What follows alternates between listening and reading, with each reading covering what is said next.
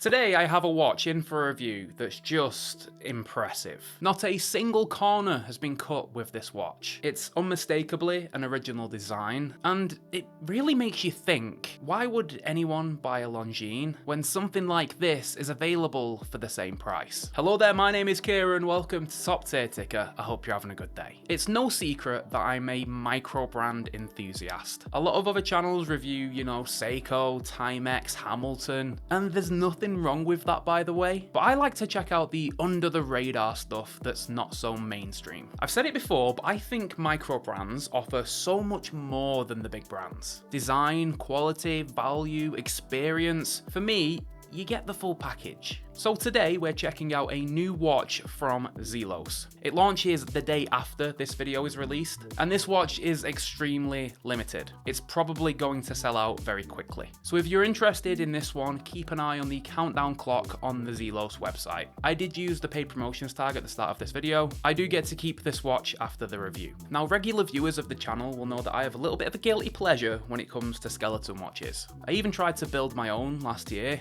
Granted, it did go horribly wrong, but I think when it's done right, like this Zelos, they're just incredible to look at. Obviously, you need to have an appreciation for the actual mechanics of a watch and have a desire to see the inner workings doing their thing. So if that sounds like you, this is a watch you're really going to appreciate. This is the new Zelos Artemis. It's an integrated strap sports watch that's honestly unlike any other. From top to bottom, left to right, everything here is packed with details that are simply impressive. But there's three areas of this watch that I think are particularly impressive and super interesting. Firstly, the crystal here is something I've never seen before. Second, the movement is completely bespoke to Zelos. And third, the case is just crazy. It's completely over-engineered, there's no need to do what this watch has done, but I think that's what makes it so interesting to a watch enthusiast. So first, that crystal. This is a flat piece of sapphire, and it does look completely normal from the front, but turn it on its side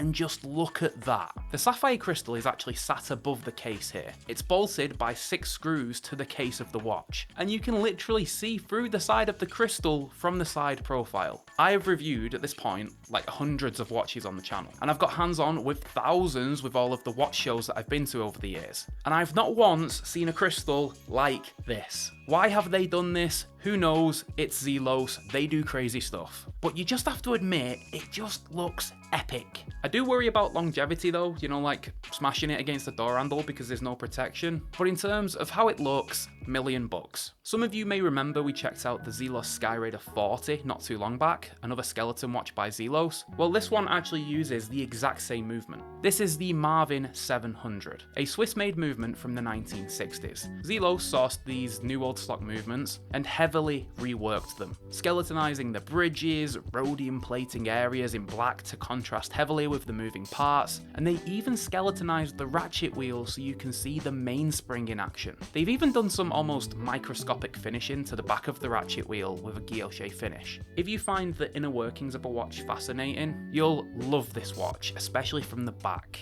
And if that cool crystal and movement wasn't enough, how about a Damascus case? This is my first time getting hands-on with Damascus steel, and I can now see why so many people love them. The steel has an almost wood grain effect. This isn't painted onto the case, it's actually the way the steel is worked. Under high temperatures, it's layered and twisted, which delivers this zebra-like pattern. And this is actually a two-piece case. There's a titanium barrel within the Damascus that's bolted together under the lugs, and you can actually see the screws that attach the parts. That means that the side profile is extremely interesting. You get the matte finish of the titanium barrel beneath, and the Damascus steel shroud from lug to lug. I did mention that this watch has an integrated rubber strap.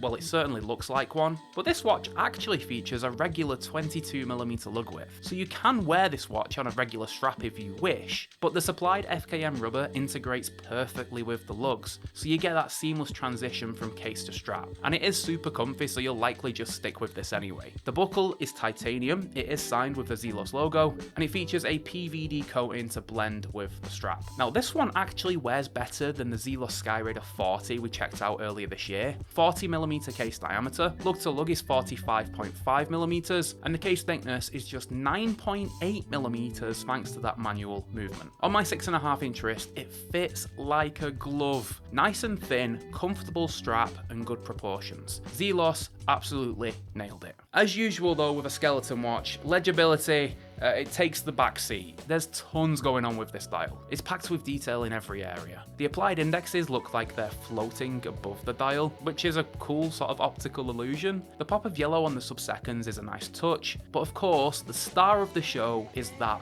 movement. Seeing the balance, mainspring, and sub-seconds mechanics working away is incredible to see. Low light legibility is decent considering how little real estate the lume has on the watch. It's see-through superluminova, so you get that nice green glow. The crown is signed with the Zelos logo and actually tapers outwards from the case, which is unusual. It's usually the other way around. Now, pulling the crown out reveals orange within, which is a good reminder to push it back in before you get the watch wet. You might notice 2 yellow rings around the crystal on the watch. Those are actually the gaskets that keep the watch water resistant, and they've used yellow to match the colour of the sub-seconds. Water resistance is 50 meters, which is pretty impressive considering it's just a push-pull crown and how many points of entry there are on this watch with those screws on the sapphire. But as usual, you know, a watch in this style, they're not perfect. Okay, I'll say what we're all thinking, legibility is basically non-existent. If you've got bad eyesight, this one definitely isn't for you. The gunmetal grey finish to the handset makes this watch almost impossible to read at a glance. I do worry about the sapphire crystal being so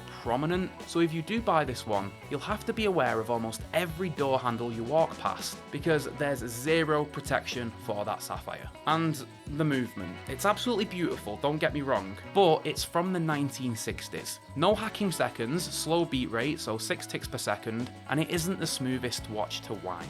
So, although it might win a beauty contest, it lacks basic features that are standard in 2025. And then we have the price, which is probably the biggest hurdle of the bunch. There's 3 versions of this watch: regular titanium, Damascus, and Mikumi. 1799 titanium, 2399 Damascus and Mikumi. This watch ain't cheap, but obviously, this watch has cost a lot to manufacture. I can't think of one single other micro brand that makes a watch like this. Damascus steel, bespoke skeleton movement, and then this sapphire that's bolted to the case. Zelos doesn't cut corners. They don't cheapen out on parts, they simply make the watch that they want to make. Obviously, this watch ain't for everybody, and it literally can't be for everybody either, because this watch is limited edition to just 75 pieces per version. So it's something bespoke, made in small numbers, for the collector who wants something a little bit special. The Skyraider 40 sold out very quickly. I'm guessing